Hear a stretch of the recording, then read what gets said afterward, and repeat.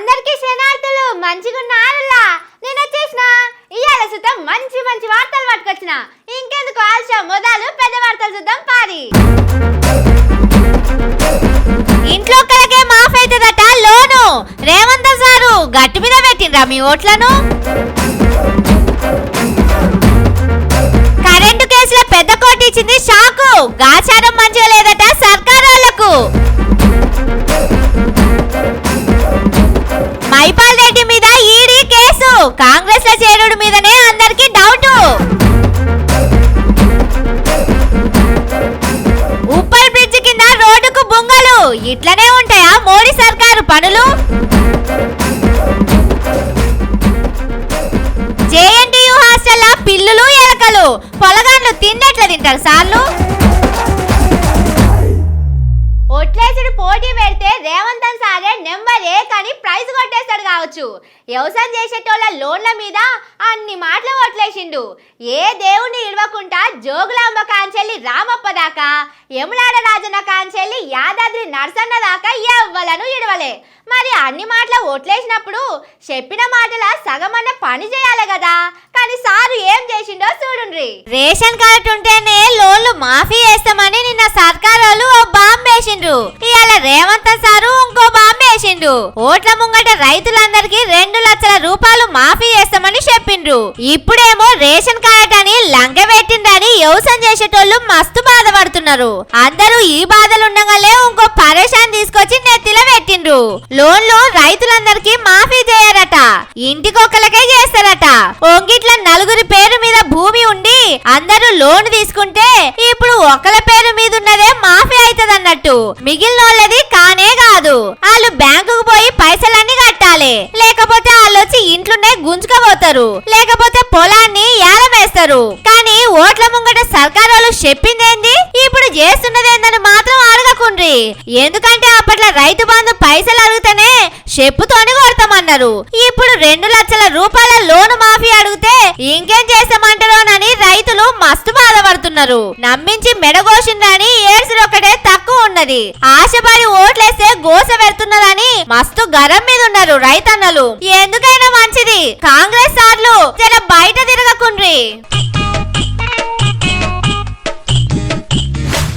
పాపం రేవంత్ సార్కు టైం ఏం మంచిగా లేనట్టున్నది సారు ఏం చేయబోయినా దెబ్బ తగులుతున్నది ఏది ముట్టుకున్నా అగ్గోలనే కాలుతున్నది అసెంబ్లీ ఓట్లల్లో గెలిచినాక సారు ఎంత కథ చూపెట్టిండు కానీ పాపం ఇప్పుడు సారును చూస్తా అంటే నాకైతే మస్తు బాధ అవుతున్నది ఏం కోసనో ఏమో పోండ్రి సారుకే ఎందుకు ఇట్లా అవుతున్నదో ఏందో కేసీఆర్ సార్కు కరెంటు షాక్ ఇద్దాం అనుకుంటే ఉల్టా రేవంత్ సార్కే కరెంటు షాక్ కలిగింది పోయిన సర్కారోళ్ళు కరెంటు కొనుట్ల పైసలు తినారని రేవంత్ సారు ఎంక్వైరీ పెట్టిండు దిగిపోయిన జడ్జి సారు నరసింహారెడ్డి సార్ను పట్టుకొచ్చి ఎంక్వైరీ చేయమన్నాడు కానీ ఆ జడ్జి సార్ బయట మీటింగులు పెట్టి రాజకీయ ముచ్చట్లు ఎప్పుడు సురు చేసిండు దీని మీద కేసీఆర్ సార్ హైకోర్టుకు పోయి జడ్జి సార్ను వీకేయాలని అన్నాడు ఇక ఆడికెళ్ళి ఢిల్లీలో ఉన్న పెద్ద కోర్టుకు కూడా పోయిండు ఆ కోర్టులో ఉన్న పెద్ద జడ్జి సారు దీని మీద మస్తు కోపం చేసిండు ఎంక్వైరీ చేసుకుంటా బయట మాట్లాడేంది ఎంబడి ఆయన వీకేయర్ అని సర్కారు వాళ్ళకి చెప్పిండు ఇక ఈ ముచ్చట టీవీలలో చూడంగానే నరసింహారెడ్డి సారు రాజీనామా పెట్టిపోయిండట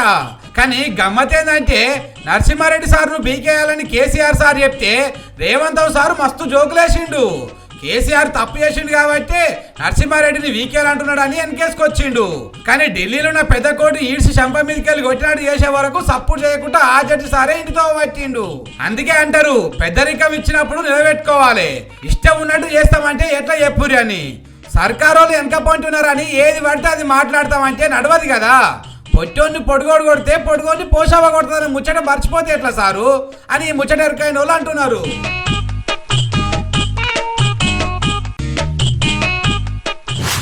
చేపలు నీళ్ళల్లుంటాయి ఒంటలు ఎడారిలనే బతుకుతాయి చేపలను ఎడారి ఉసుకల బతకమన్నా ఒంటలను తీసుకొచ్చి నీళ్ళలో బతకమన్నా అయ్యే పని కాదు. మనం కూడా అట్లనే ఉంటాం. తెలంగాణలను తీసుకుపోయి కాశ్మీర్లో మంచు కొండల మీద బతకమంటే ఐస్ గడ్డ లెక్కనే అవుతాం. పలానా జంతువులు పలానా జాగలనే బతుకుతాయనే ముచ్చట అందరికీ తెలిసిందేనాయే. కానీ ఒక తాను మాత్రం రివర్స్ అవుతున్నదట. అదేందో అరుచుకుందాం పాండ్రి. దేశం అంతా ఒక దిక్కు నడుస్తుంటే మన తన రాజకీయం మాత్రం ఇంకో దిక్కు నడుస్తున్నది. దేశంలో ఏ రాష్ట్రంలో చూసినా ఈడీ కేసులు, సిబిఐ కేసులు, ఇన్కమ్ ట్యాక్స్ కేసులు అయినాయి అంటే వాళ్ళు చక్కగా పోయి బీజేపీలో చేరుతారు. అస్సాం ముఖ్యమంత్రి హిమంత బిశ్వ శర్మ నుంచి మొదలు పెడితే మహారాష్ట్రలో చిన్న ముఖ్యమంత్రి అజిత్ పవార్ దాకా చాలా మంది ఇట్లనే చేసిర్రు. ఇట్లా కేసులు కాగానే పోయి అట్లా కాషాయం కండువా కప్పుకుంటున్నారు. పక్క రాష్ట్రం ఏపీలో సుజనా చౌదరి, సీఎం రమేష్, మన రాష్ట్రంలో అప్పట్లో కోమటిరెడ్డి రాజగోపాల్ రెడ్డి సారు ఇట్లా చాలా మంది కేసుల భయంతో పోయి కాంగ్రెస్ గుట్ట దొర్రిర్రు. కానీ ఇప్పుడు రాష్ట్రంలో గమ్మత్తి ముచ్చటవుతున్నది పోండ్రి. మొన్నే నడుమనే పటాన్ చెరువు ఎమ్మెల్యే గూడెం మైపాల్ రెడ్డి సార్ ఉన్నాడు కదా, ఆయన మీద ఈడీ ఆఫీసర్లు కేసు పెట్టిర్రు. అలా తమ్ముడిని అరెస్ట్ కూడా చేసిర్రు. కేసు అయిపోయినాక 4 రోజులకే ఆయన ఢిల్లీలో పోయి కూర్చున్నాడు. బీజేపీ వాళ్ళతో మాట ముచ్చట అవుతున్నది. ఇయాల్లో రేపో కండువా కప్పుకుంటాడని అందరూ అనుకున్నారు అప్పట్లో. ఇక మైపాల్ రెడ్డి సార్ దగ్గర వాళ్ళు కూడా గిదే ముచ్చట చెప్పిర్రు. కానీ నిన్న ఆయన పోయి రేవంత్ సార్ తోని 3 రంగుల జెండా మెడలేయించుకున్నాడు. ఇది చూసిన వాళ్ళంతా మస్తు పర్షాన్ అవుతున్నారట. అగో ఈడీ కేసులు పెడితే వాళ్ళు పువ్వు పాటలకు పోవాలి గాని ఇట్లా చెయ్యి పాటలకు పోవడేందని మాట్లాడుకుంటున్నారు. ఇంట్లో ఏదో మతలబు ఉన్నది గాని అందుకే మైపాల్ రెడ్డి సారు కాషాయం కండువా కప్పుకోకుండా కాంగ్రెస్ కండువా కప్పుకుంటున్నాడని అంటున్నారు. అప్పట్లో రేవంత్ సార్ ఆర్ఎస్ఎస్ లో పనిచేస్తానని చాలా సార్లు చెప్పుకున్నాడు కదా. మొన్న నడుమనే మోడీ సార్ హైదరాబాద్కి వచ్చినప్పుడు కూడా ఆయన నాకు పెద్దన్న సొంటోడు అని స్టేజ్ మీదనే మాట్లాడిండు. మరి ఇవన్నీ చూస్తుంటే సాటుకు ఏమైనా సెట్టింగ్ నడుస్తున్నదా ఏందని పబ్లిక్ అనుమానం పడుతున్నారు పోండ్రి.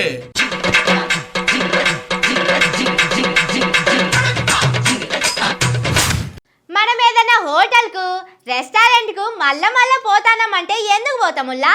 అక్కడి బిర్యానో ఇడ్లీ సాంబారో మంచిగా ఉంటుందని పోతాం.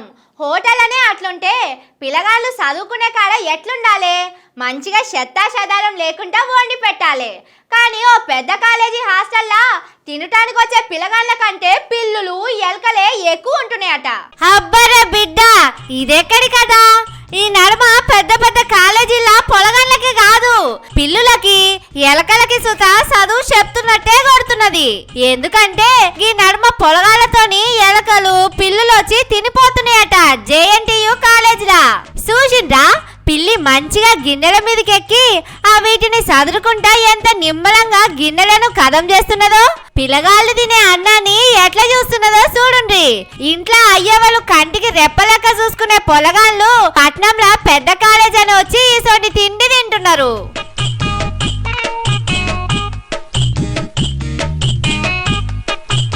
ఇట్లా పిల్లులొచ్చుడు ఇదే మొదలు కాదు. మునుపు ఓ పారి ఇట్లనే అయ్యింది. పిల్లి కంటే మొదలే ఎలుకలు వచ్చినాయి. ఎలుక పోయి చట్నీలా ఈత కొట్టింది.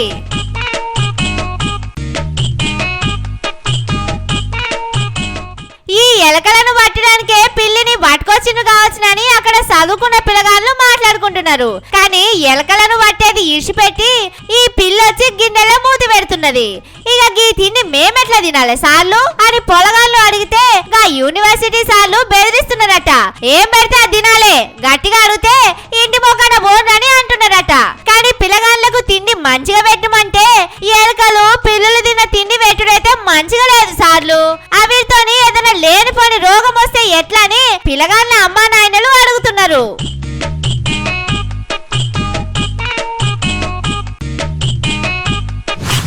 గాసారం మంచిగా లేకపోతే అరటి పండు తిన్నా పన్ను ఇరుగుతుందని పెద్దోళ్ళు అంటుంటారు. పాపం బీజేపోల కదా అట్లనే అవుతున్నది. ఈడికే చాలా మాటలు పడుతున్నారు. ఇప్పుడు ఇంకో బండరాయి వచ్చి తలకాయ మీద పడ్డట్టు అయింది. ఇదంతా దేని గురించి అనుకుంటున్నారు? గదేనుల్లా హైదరాబాద్లో ఉప్పల్ కాడ బ్రిడ్జ్ కడుతున్నారు కదా, దాని గురించి. అగో ఓ పారి అటు చూసిరా కథ ఎట్లున్నదో. మొదలు పెట్టక ముందే కథ కాశీకి పోయిందన్నట్టే తయారైంది. హైదరాబాద్ లో ఉప్పల్ కాడ ఢిల్లీ సర్కారు బ్రిడ్జి కడుతున్నారు. మొదలు పెట్టి 4-5 ఏళ్ళు అవుతుంది.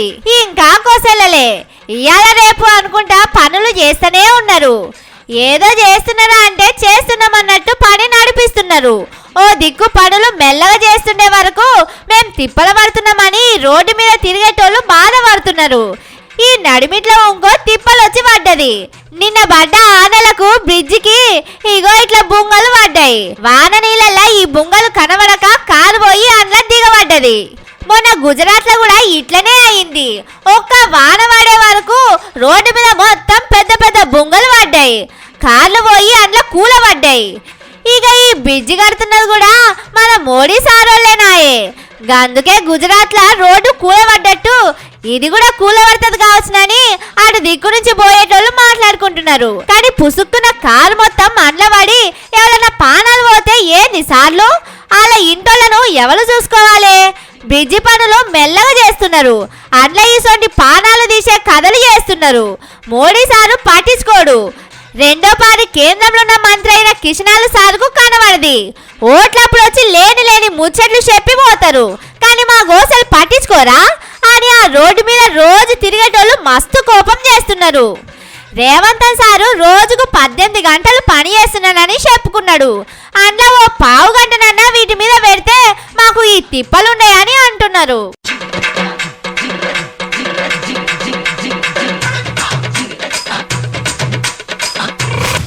సారు రూల్స్ మాట్లాడతారు కానీ రూల్స్ పాటించాలని సునీల్ ఒక సినిమాలో చెప్పే డైలాగు యాదుందానుల్లా. ఇప్పుడు అచ్చం అట్లనే తయారైంది కాంగ్రెస్ వాళ్ళ తీరు. ఇటు తెలంగాణలో రేవంత్ సారు, అటు ఢిల్లీలో రాహుల్ గాంధీ సారు చేసేది చూస్తా అంటే అట్లనే ఉన్నది. ఓ చేతిలో రాజ్యాంగం పట్టుకొని ఇంకో చేతితోని వాళ్ళు చేస్తున్న కథలేందో చూద్దాం పాండ్రి. అగో ఓ పారి అటు చూడుర్రి, అక్కడ కింద కూర్చొని ధర్నా చేస్తున్నది ఎవరో ఎరికేనా? మన మహేశ్వరం ఎమ్మెల్యే సబితా ఇంద్రారెడ్డి మేడం. మరి ఎమ్మెల్యే మేడం కిందుంటే మీద కుర్చీలో కూర్చున్నోళ్ళు ఎవరని పరేషాన్ కాకుండ్రి. అందులో ఎమ్మెల్యేకు పోటీ చేసి ఓడిపోయిన ఆయనే ఉన్నాడు. కాంగ్రెస్ వాళ్ళు ఉన్నారు. రాష్ట్రంలో కాంగ్రెస్ వాళ్ళే రాజ్యం వెళ్తున్నారు. అందుకే ఇట్లా కారు పార్టీలను కింద కూర్చోబెట్టి కాంగ్రెస్ వాళ్ళే చెక్కులు పంచుతున్నారు. కొత్తపేటలో ఆర్కేపురంలో కిల్లమైసమ్మ బోనాల పండుగ కోసమని సర్కారోళ్ళు చెక్కులు పంచిండ్రు. ఆ మీటింగ్ కు సబితా ఇంద్రారెడ్డి మేడం కూడా వచ్చింది. లెక్క ప్రకారం అయితే మేడాన్ని కుర్చీలో కూర్చోబెట్టి ఆమె చేతులతోని చెక్కులు ఇప్పియాలి. కానీ కాంగ్రెస్ నుంచి ఓట్లలో ఓడిపోయిన లక్ష్మారెడ్డి సారును పిలిచి చెక్కులు ఇప్పించిండ్రు. అదేం తరిగా అని సబితా మేడం మస్తు కోపం చేసి ఇగో ఇట్లా కింద కూర్చున్నది.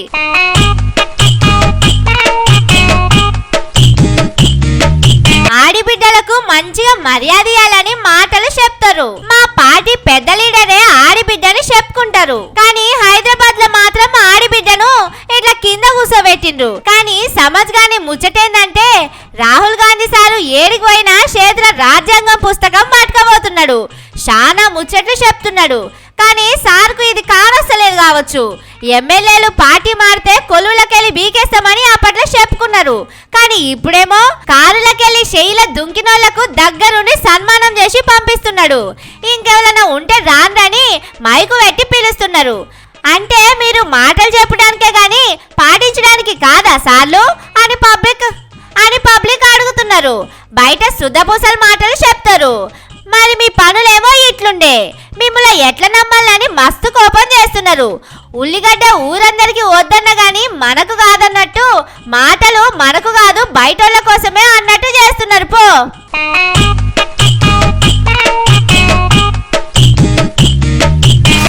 మీరు రంగులు మార్చే ఊసరవెల్లిని చూసే ఉంటారు. కానీ మాటలు మార్చే ఊసరవెల్లిని చూసిందా? ఏం పరేషాన్ కాకుండ్రి. మన తెలంగాణలో ఇప్పుడు అవి మస్తు తిరుగుతున్నాయి. ఏడవడితే ఆడనే కనిపిస్తున్నాయి. కొలువుల కోసం చదివేటోళ్లను మస్తు గోస పెట్టించుకుంటున్నాయి. తెలంగాణలో ఉసరవెల్లుడు తిరుగుడేందని చూస్తున్నారా? ఓడలున్నంతసేపు ఓడమల్లన్న, ఓడ దిగినాక బోడమల్లన్న అన్నట్టే ఉన్నది కాంగ్రెస్ సర్కారోళ్ళ కదా. ఓట్ల ముంగట వాళ్ళను ఊర్లకు పంపించి ప్రచారం చేయించుకున్నారు.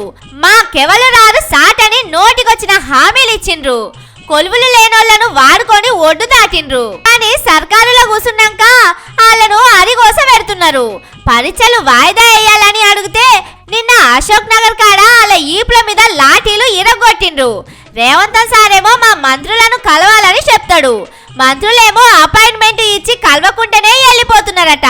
ఇంటికి పిలిచి పరువు తీస్తున్నారని కొలువు కోసం చదివేటోళ్ళు మస్తు బాధపడుతున్నారు. మేము ఇన్ని తిప్పలు పడి మీకు ఓట్లేసి గెలిపిస్తే ఇట్లా వేస్తారా అని మస్తు కోపం చేస్తున్నారు. ఇక ఇక్కడ ఇనేటట్టు లేదని చక్కగా ఢిల్లీ రైలు ఎక్కిండ్రు. మోతీలాల్ అనేటాయన ఇంకొందరు ఢిల్లీ పోయి జంతర్ మంతర్ కాడ ధర్నాకు కూర్చున్నారు. ఓట్ల ముంగట రాహుల్ గాంధీ సారు రేవంత్ సారు చిక్కడపల్లిలో ఉన్న లైబ్రరీ కాడికి వచ్చి చదువుకునేటోళ్ళతోని మాట్లాడిపోయిండ్రు. ఇప్పుడేమో అటు దిక్కే చూస్తలేరాయే. ఢిల్లీ నుంచి వచ్చడానికి దూరం ఉన్నదని రాహుల్ గాంధీ సార్ వస్తలేడు కావచ్చునని ఈ అన్నలు చక్కగా ఢిల్లీకే పోయిండ్రు. ఇన్ని దినాలు పట్టించుకోలేదు గాని ఇప్పుడన్నా వచ్చి మాట్లాడతాడా లేదా అని చూస్తున్నారు. కానీ చూసిండ్రా, అలా అవసరం ఉన్ననాడు మన గల్మ కాడికి వచ్చిండ్రు. గదవ పట్టుకొని బతిలాడిపోయిండ్రు. ఇప్పుడేమో పోలీసుల చేతుల్లో గుత్ప కట్టెలు పెట్టి ఈపులు పలగొట్టిస్తున్నారు. రాజకీయం అంటే ఇట్లనే ఉంటది కావచ్చు.